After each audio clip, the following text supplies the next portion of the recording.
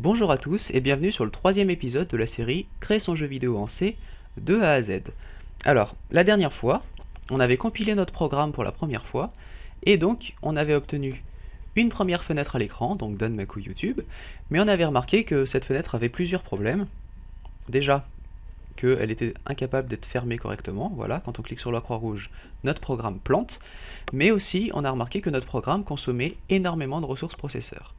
Donc dans cet épisode-là, on va se consacrer à la résolution de ces deux problèmes-là.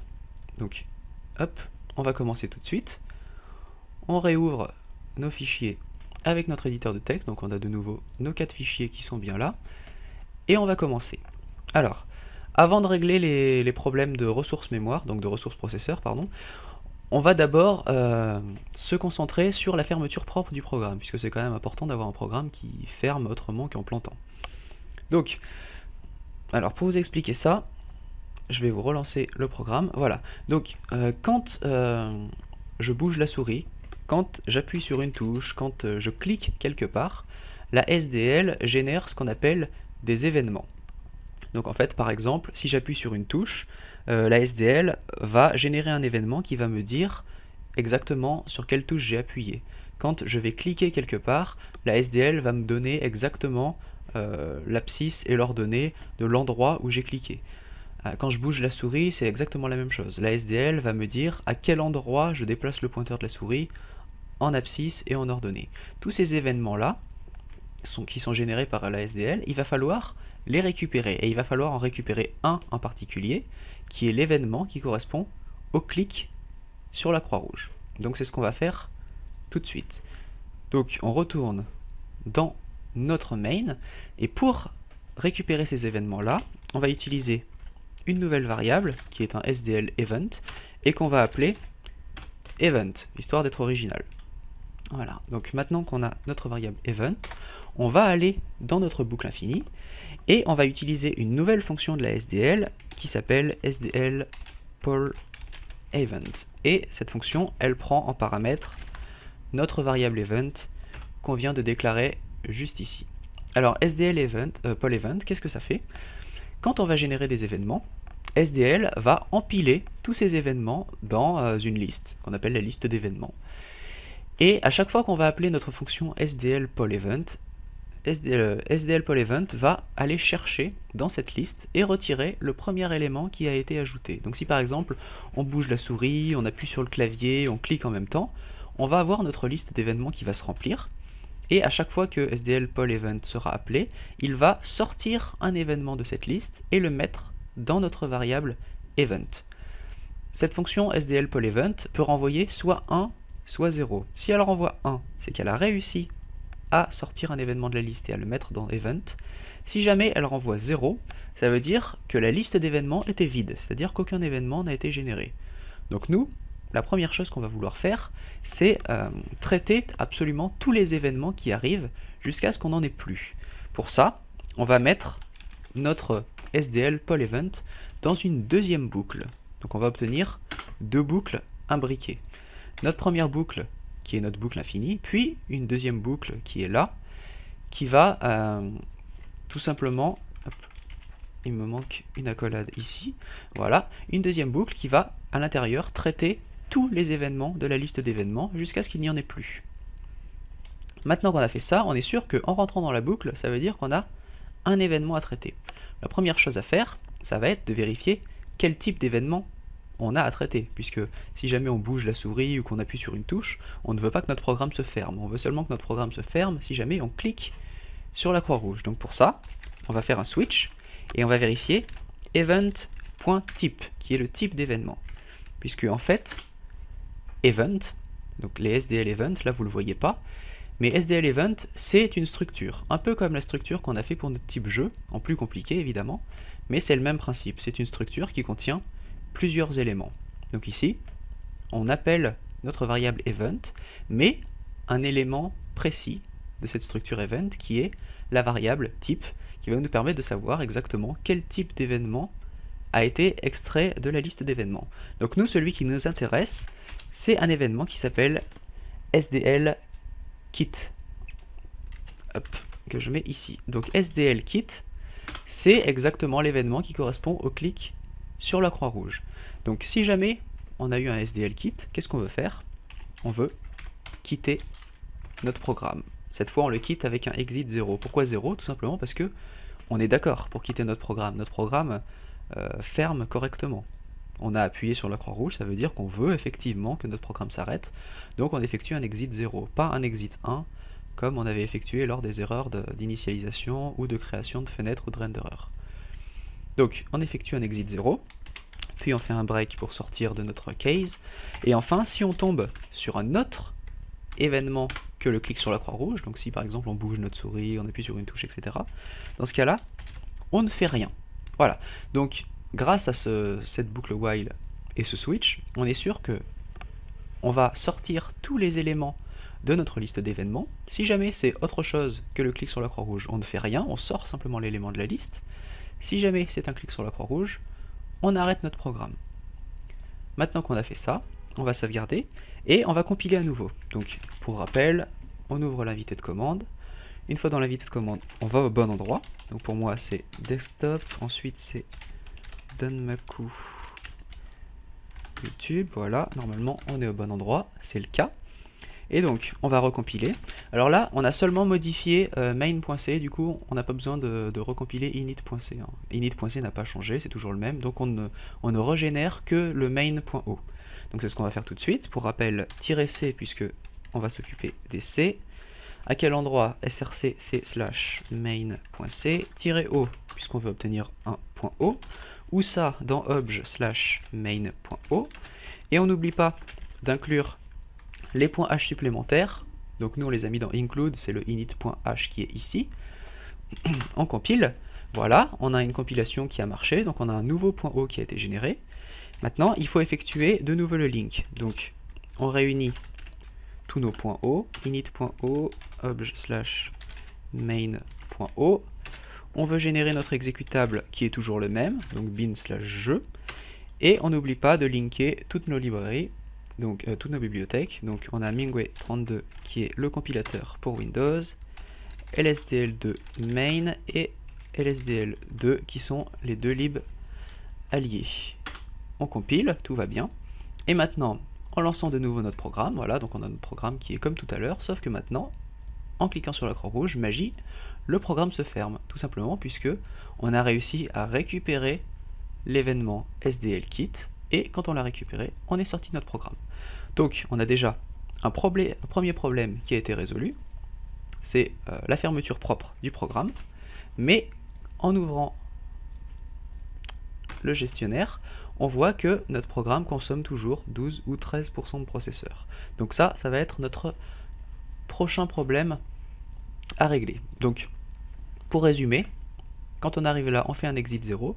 Le exit 0 va appeler notre fonction atexit, qui va appeler notre fonction fermeture, et notre fonction fermeture va libérer proprement la mémoire pour que notre programme soit clean, qu'on n'ait pas ce qu'on appelle des fuites de mémoire.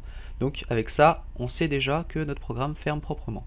Maintenant, le problème de processeur. Alors, pourquoi notre programme consomme autant?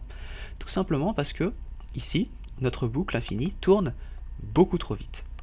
Il faut savoir que dans les jeux vidéo, on a ce qu'on appelle les FPS, c'est-à-dire les frames par seconde, donc le nombre d'images par seconde. Donc le nombre d'images qui va nous correspondre, nous, au nombre de tours de boucle par seconde. Par exemple, sur la majorité des consoles, les jeux sont limités à 30 FPS, donc 30 images par seconde, et sur les ordinateurs, sur les PC, généralement, c'est 60 FPS, voire plus parfois. Donc si on se base sur les PC, ça veut dire que en une seconde, il faut qu'on effectue 60 tours de boucle, qu'on ait généré 60 images. Là, pourquoi notre programme consomme beaucoup de ressources? Tout simplement parce qu'en une seconde, on effectue beaucoup plus que 60 tours de boucle. Alors comment je peux voir ça? Je vais vous le montrer tout de suite. Pour ça, on va utiliser deux nouvelles variables, une qu'on va appeler tick, qu'on va initialiser à 0, et une deuxième qu'on va appeler FPS, voilà, qu'on va initialiser à 0 aussi. Donc FPS qui va être notre sorte de compteur, qui va nous permettre de compter le nombre de tours de boucle qui a lieu en une seconde. Alors maintenant qu'on a fait ça, on va utiliser une nouvelle fonction de la SDL qui est SDL getTicks. Alors, qu'est-ce qu'elle fait cette fonction?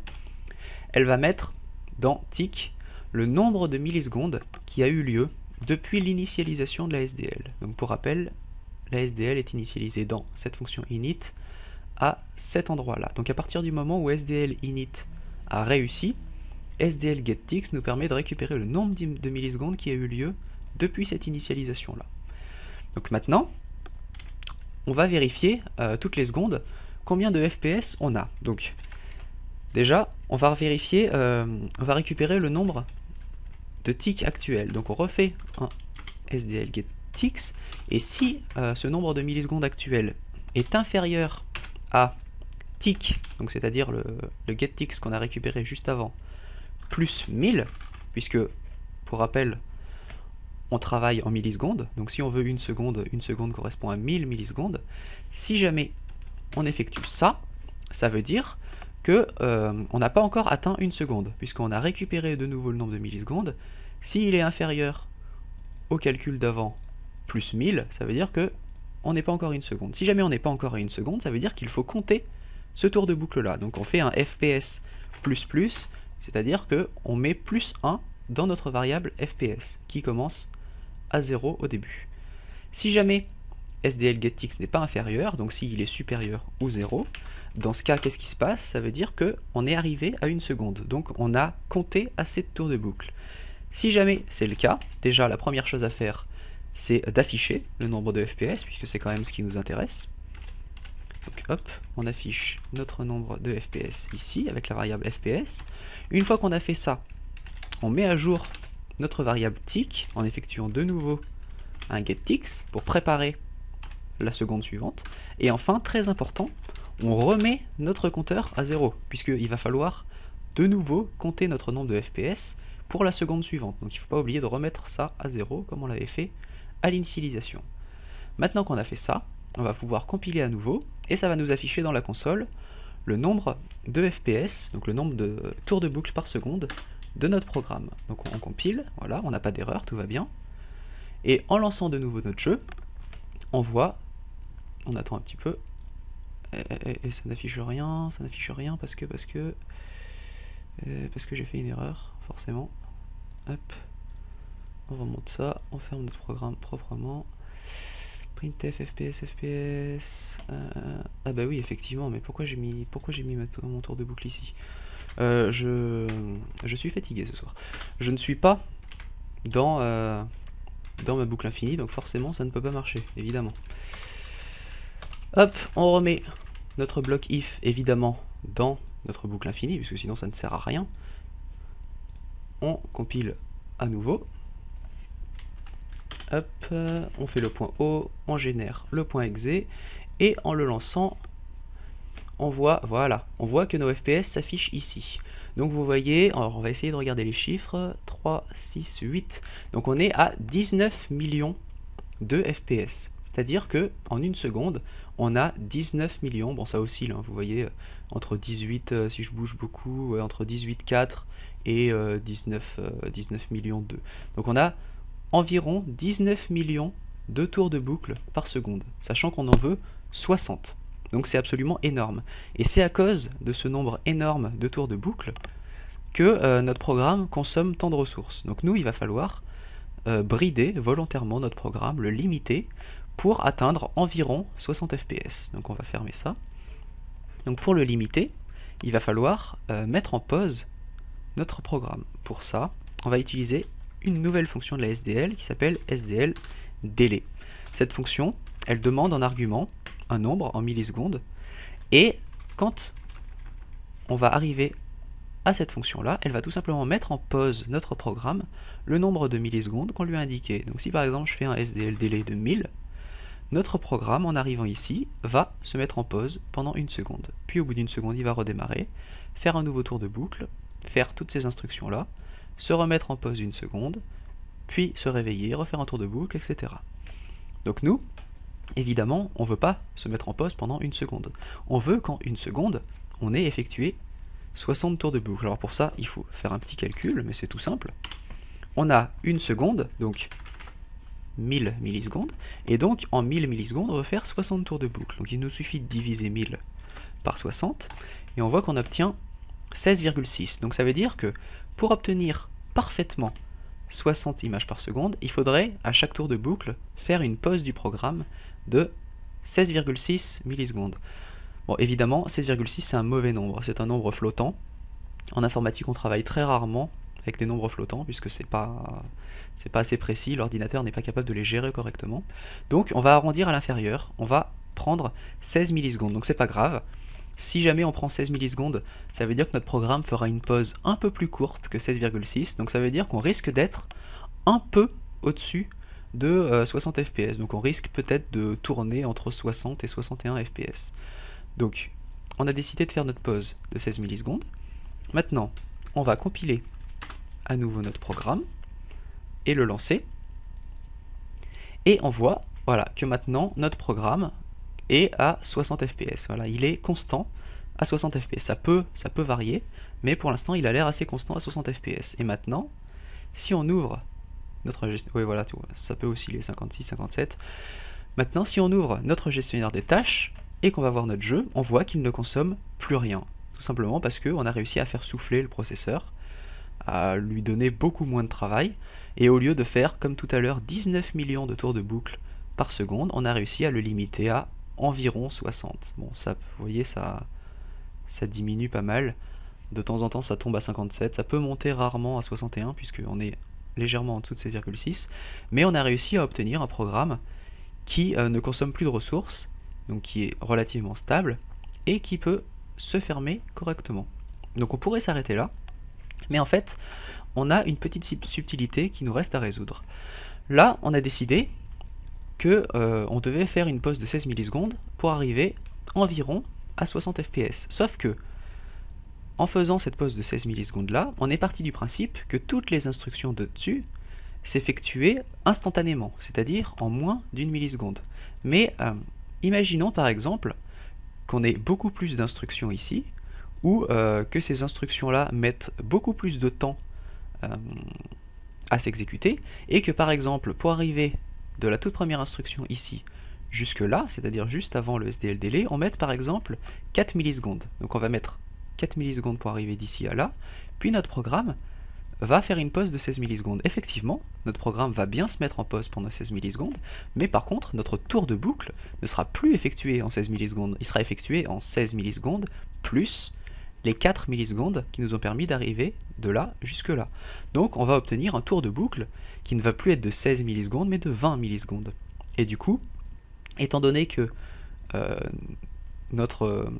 c'est l'équivalent d'un programme qui se met en pause pendant 20 millisecondes, ça veut dire que notre nombre de FPS va chuter, puisqu'on aura moins de tours de boucle en une seconde. C'est exactement ce qui arrive dans un jeu, quand par exemple vous avez beaucoup d'explosions à l'écran, ça va effectuer beaucoup de calculs en mémoire, et du coup, votre boucle va mettre beaucoup plus de temps à s'exécuter, et à cause de ça, eh ben, vos FPS vont diminuer parce qu'on aura tout simplement moins de tours de boucle en une seconde. Alors on va essayer de limiter les dégâts, d'essayer de rester le plus possible à 60 fps, et pour ça, on va avoir besoin de deux variables supplémentaires. Une qu'on va appeler tick départ, qu'on va mettre à 0, même si ça ne sert à rien, et une qu'on va appeler tick arrivée, qu'on va mettre à 0 aussi. Maintenant, en début de boucle, on va faire un tick départ est égal à SDL get ticks. Donc on récupère le nombre de millisecondes depuis l'initialisation en début de boucle. Ensuite, on effectue toutes nos instructions, puis ici on va faire un tick arrivée est égal à SDL get ticks. Donc, pourquoi on fait ça? Parce que on va vouloir faire la soustraction des deux. Si jamais on fait tick d'arrivée moins tick de départ, qu'est-ce que ça va nous donner, cette soustraction? Ça va tout simplement nous donner le nombre de temps qu'il a fallu pour exécuter toutes nos instructions. Si jamais là on a un tick, puis ici on a le même tick qu'au-dessus plus 4, ça voudra dire que la soustraction des deux donnera 4 et qu'il aura effectivement fallu 4 millisecondes pour passer de là à là.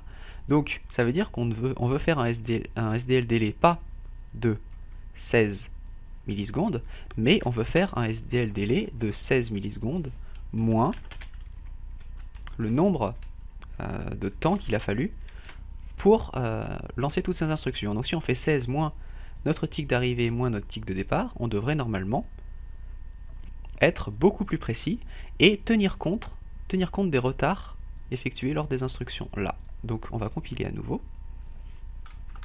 Hop, main, j'ai fait une erreur. J'ai fait une erreur. Où ça? Dans tick... tic. Dans tick arrivé. Où est tick arrivé? Il est ici. Alors attendez, erreur. Tick arrivé, undeclared. Ah oui, c'est ma faute. C'est ma faute. Hop, j'ai oublié un E. Si j'écris mal, on va pas s'en sortir. Donc, je disais, je recompile. Je me suis encore trompé évidemment parce que j'ai fait un copier-coller. C'était logique. Voilà, cette fois ça compile. On refait le link, on ouvre notre jeu.exe et donc on se retrouve de nouveau à notre 60 fps, mais qui sont censés normalement être beaucoup plus stables. Par contre, maintenant, à cause de ce qu'on vient de faire, il peut arriver, et ça risque d'arriver très fréquemment, que notre programme plante complètement. Voilà, ça vient d'être le cas à l'instant, vu qu'on a réduit la fenêtre et qu'on l'a ouverte, et vous voyez maintenant, en cliquant, on réobtient notre comportement de tout à l'heure avec notre programme qui plante. Alors pourquoi notre programme a planté? En réduisant notre fenêtre, on a eu un micro-lag. Vous l'avez pas vu, moi je ne l'ai pas vu non plus puisque c'est un lag qui était très rapide, mais un lag qui a quand même été supérieur à 16 millisecondes. Alors qu'est-ce que ça veut dire? Au moment où j'ai réduit la fenêtre, on était entre cette instruction-là et cette instruction-là. Ce qui veut dire que quand j'ai réouvert la fenêtre, en fait, tick arrivé moins tick départ a donné un nombre supérieur à 16, c'est-à-dire qu'il a fallu plus de 16 millisecondes pour effectuer ces instructions-là, à cause du micro-lag. Donc vous n'avez rien vu, mais il a fallu plus de 16 millisecondes, ce qui veut dire que SDL Delay a fait 16 moins quelque chose qui était supérieur à 16. Donc SDL Delay a reçu un nombre négatif. Le problème, c'est que si on regarde la documentation de SDL Delay, on remarque que SDL Delay demande un unsigned int, c'est-à-dire un int, donc un nombre entier strictement positif. Donc en lui envoyant un nombre négatif, on a fait planter le programme à cause du micro-lag. Donc pour éviter ce problème-là, il faut être sûr que SDL Delay ne recevra pas de nombre négatif. Pour ça, on va introduire une dernière variable qu'on va appeler différence, bon, qu'on va initialiser à 0, mais ça ne sert à rien encore une fois, et on va faire différence est égal à, et on va récupérer le calcul de soustraction qu'on a fait ici. Voilà, et ici on va faire 16 moins différence. Alors vous allez me dire, ça sert un peu à rien ce que tu as fait. Tu as fait que mettre ton calcul de soustraction dans une variable et tu as utilisé ta variable ici. Sauf que là, on va utiliser ce qu'on appelle une condition ternaire. Donc on va vérifier si tick arrivé moins tick de départ est supérieur à 16. Si jamais il est supérieur à 16, ça veut dire qu'on a eu notre micro-lag ici, ou alors que effectivement notre jeu est très lourd et qu'il a fallu plus de 16 millisecondes pour tout faire. Ça m'étonnerait quand même, mais ça peut arriver. Si jamais c'est supérieur à 16, dans ce cas-là, qu'est-ce qu'on fait? Si jamais c'est supérieur à 16, alors on ne veut pas que ce soit supérieur à 16, on le maintient à 16. Donc différence sera égale à 16. Si jamais il n'était pas supérieur à 16, dans ce cas-là, on garde sa valeur. C'est-à-dire, on lui redonne ticket arrivé moins tick départ. Alors, que je vous explique. Donc différence. Imaginons que on mette 4 millisecondes pour effectuer toutes nos instructions. Tick arrivé moins tick départ va donner 4. Est-ce que 4 est supérieur à 16? Non. Donc dans différence, on met tick arrivé moins tick départ, c'est-à-dire 4. Ça n'a rien changé. Si jamais on a un micro-lag, tick arrivé moins tick départ est supérieur à 16. Est-ce qu'il est supérieur à 16? Oui. Dans ce cas-là, qu'est-ce qu'on met dans différence? On ne met plus tick arrivé moins tick départ, mais on met 16. Une fois qu'on a fait ça, on va faire 16 moins différence. Si jamais différence vaut entre 0 et 16, dans ce cas-là, pas de souci. On fera une pause de, donc par exemple, si différence était égale à 4, on va faire une pause de 16 moins 4, donc 12. On va faire une pause de 12 millisecondes. Si jamais c'était supérieur à 16, dans ce cas-là, on l'aura capé, ce qu'on appelle capé, donc on aura maximisé sa valeur à 16. Dans ce cas-là, 16 moins 16 sera égal à 0. Donc, on ne fera pas de pause. On rentrera dans cette fonction, on sortira immédiatement et on effectuera un tour de boucle supplémentaire. Donc ça veut dire que cette petite chose là permet déjà d'éviter les plantages dus au micro-lag et permet aussi de maintenir un FPS relativement constant à partir du moment où les lags, donc le temps effectué par toutes ces instructions là, ne dépasse pas 16. Donc on va compiler une dernière fois et on va en rester là pour aujourd'hui. Voilà, on compile, tout va bien, hop, voilà, on se retrouve de nouveau avec notre jeu qui est quand même assez constant au niveau de 60, ça lui arrive de tomber à 59 mais il est beaucoup plus constant qu'avant. Si jamais on a à le réduire ou autre, on voit que notre programme, voilà, on a eu un micro lag qui a été dû à la réduction, ça ne l'a pas empêché de continuer à marcher proprement et on peut ensuite fermer notre programme, enfin tout marche parfaitement. Alors vous avez l'impression qu'on n'a pas beaucoup avancé puisque effectivement on a toujours une fenêtre blanche, mais on a quand même résolu beaucoup de problèmes. On a géré notre premier événement qui nous a permis de fermer notre programme correctement et on a également limité notre programme en FPS pour qu'il ne consomme pas beaucoup de ressources et on l'a ensuite rendu beaucoup plus stable en lui permettant de varier sa pause en fonction du temps d'instruction et aussi de limiter les erreurs en cas de gros lag. Donc on va s'arrêter là et la prochaine fois on pourra enfin attaquer notre premier affichage à l'écran. Donc je vous dis à bientôt et merci d'avoir regardé la vidéo.